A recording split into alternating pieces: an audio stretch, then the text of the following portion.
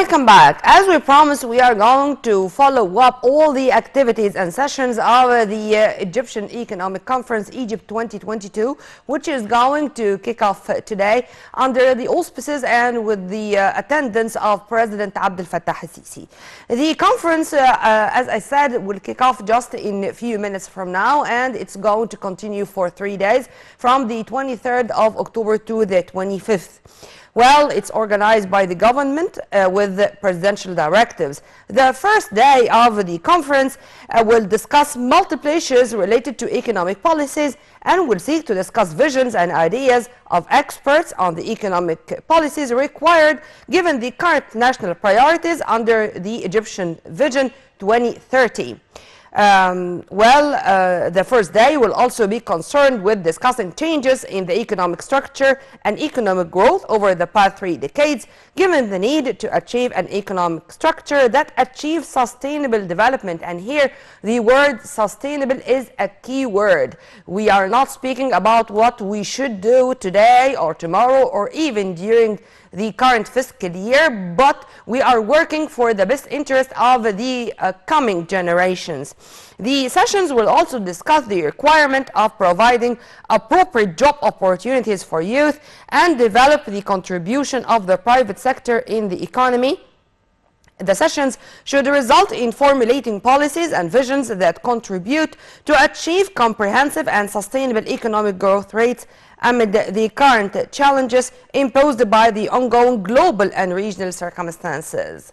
To shed more light on the important event, which is going to gather hundreds of participants, whether Egyptians or coming from or representing rather international organizations, we are very much delighted to have with us via phone Dr. Zenab Sadek, our economic expert. A very good morning to you, Dr. Sadek. Good morning, my dear. Well, it's a very important gathering. As I said, its timing is very important, just 2 weeks before the COP27. And as we are all facing challenges and even threats regarding the global economy, regarding the negative impacts, not only of the COVID-19, which lasted for 2 years, but also with the Russian-Ukrainian conflict. How do you think the timing is very crucial regarding all these challenges, ma'am? Yes, of course, for this gathering that will happen for today, of course, in the conference of today, it will be good. I see it as a good opportunity for the government is to hear the different points of views from those who are coming from the private sector, those who are coming from academia, and even those coming from politicians, of course, from different political parties. Because at the end of the day, we want to have like an agreed vision, an agreed plan for different solutions related to the problems that we are facing now. I mean, economic problems that the Egyptian economy is facing right now. So it will be a good chance, I think, for the government is to collect ideas and to collect suggestions. And I do hope that the government can implement and can put a plan. I mean, it's very important that at the end of this conference, and this is the thing that will be happening, is to have like a roadmap of what is going to be implemented to deal with the challenges that the Egyptian economy is facing right now.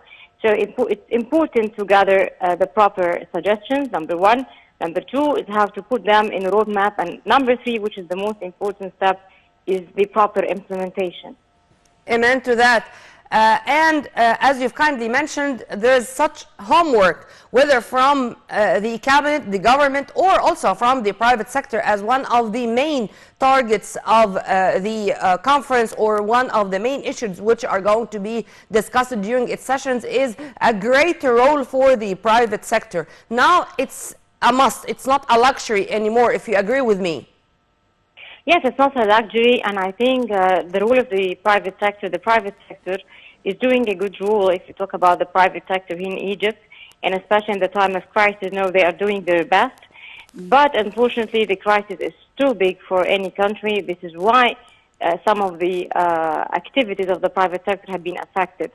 So this is the role of the government, is to try to facilitate and to support the private sector during the crisis. The same as what happened during the time of Corona, when the government had given a lot of packages to the private sector and to the consumer to the consumers. Also for the crisis that we do have, it's the time from the government also to support once again the private sector and to facilitate all the regulations and also to support them in bringing the raw material, machines, whatever is needed for the manufacturing. So I think that the big role now is in the side of the government is to facilitate and support the private sector. And the private sector, under any circumstances, is doing his best and is working on full capacity. As much as there is a raw material, there is a proper circumstances, the private sector will work.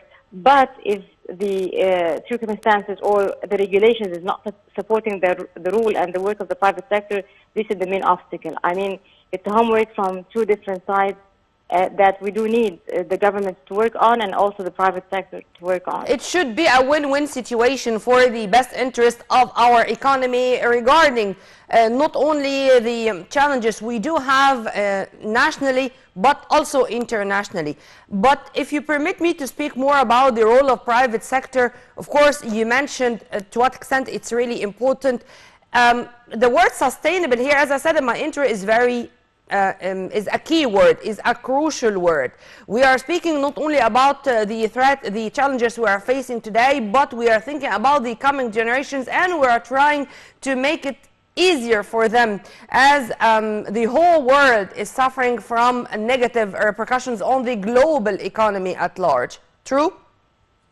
Yes, true. If you're going to think about the sustainability and all of this, what we are talking now, sustainable economic development and sustainable communities.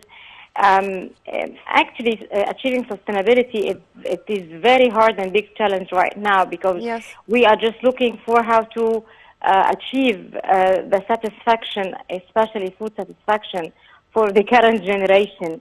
So it's how you are going to preserve these resources for the future generations. So number one, for any government and for any country right now, and given this crisis that we do have worldwide, is not to waste resources and to look for the priorities. This is number one, and to look for what truly the citizens in any country do need. This is maybe the lessons learned for a lot of countries around the world. It's how to preserve, it's how to, when you talk about the government expenditure, it's how to look for the priorities and work on this if you would like to achieve sustainability for the current generations or even for the future generations. The crisis had brought a lot of challenges, brought ideas, a lot of changes also. Thank you very much, Dr. Zenab. Now we